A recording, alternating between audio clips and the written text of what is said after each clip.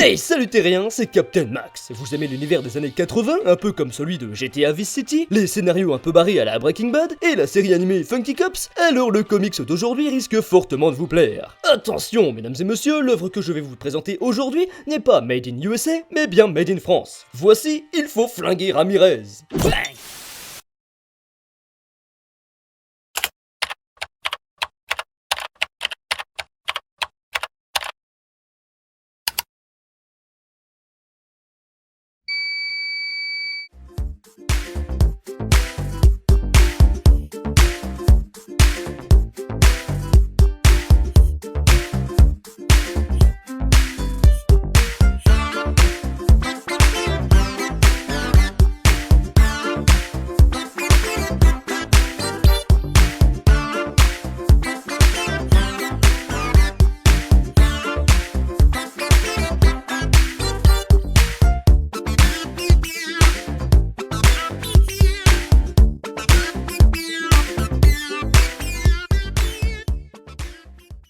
1982 a été riche puisqu'elle a accouché de nombreux films de légende tels que Blade Runner, E.T., Rambo, Tron, The Thing, etc. Mais c'est aussi l'année de naissance de l'auteur qui nous intéresse aujourd'hui, Nicolas Petrimo. Faisant partie d'une génération élevée à gros coups de blockbusters américains, le cinéma fait partie intégrante de l'homme. Déjà tout jeune, il écrit ses propres histoires, s'inspirant de ce qu'il voyait sur grand écran. Puis en grandissant, il oriente ses études vers les arts appliqués. Diplôme en poche, il se lance dans le domaine du jeu vidéo et débute sa carrière en 2004 au sein du studio spécialisé dans le jeu mobile, VisiWare. Parallèlement à son métier, il réalise un rêve de gosse, écrire sa propre histoire sur papier. Mais cette fois-ci, à une échelle bien plus importante qu'à l'époque du collège, car oui, son projet est signé par les éditions Glénat. Résumé: Falcon City, Arizona. Jacques Ramirez travaille à la Robotop, une entreprise d'électroménager et l'un des fleurons industriels du coin. Employé modèle, il bosse vite, bien et sait surtout se faire discret. Pour cause, il est muet. Sa vie bascule le jour où deux membres d'un dangereux cartel pensent reconnaître en lui l'homme qui a trahi leur organisation par le passé. Ramirez, le pire assassin que le Mexique ait jamais connu. Aussi étonnant que cela puisse paraître, sous le chapeau du nettoyeur légendaire se cacherait désormais un expert en aspirateur hors pair. Et maintenant que les hommes du cartel l'ont démasqué,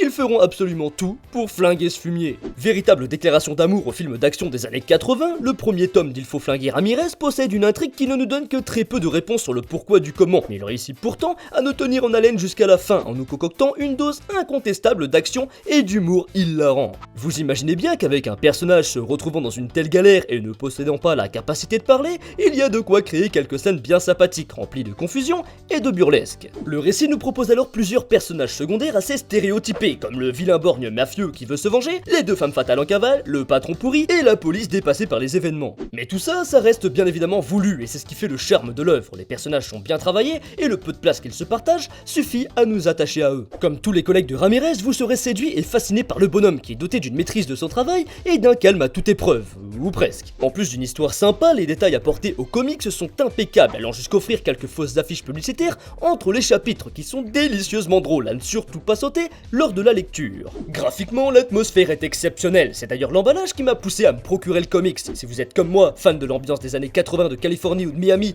comme celle proposée dans les GTA Vice City et Vice City Story, vous ne serez que conquis par celui proposé dans ce livre. Que ce soit les bâtiments, les voitures, les vêtements, tout y est, et la couleur orange très présente ne sera pas sans rappeler les incroyables canyons d'Arizona, mais aussi les magnifiques couchers de soleil visibles sur les côtes américaines. Bon, après, le meilleur moyen pour moi de vous convaincre est de vous envoyer directement voir le teasing de ce livre, visible sur la chaîne de Glénat BD, digne d'une production hollywoodienne avec la grosse voix cliché des bandes annonces de films des années 80. Le lien dans la description avec comme d'hab le site de Glénat au sujet de cette BD. Voilà, j'espère que cette petite vidéo vous aura plu. Comme d'hab, je compte sur vous pour me le faire savoir. Merci encore et à très bientôt, terriens.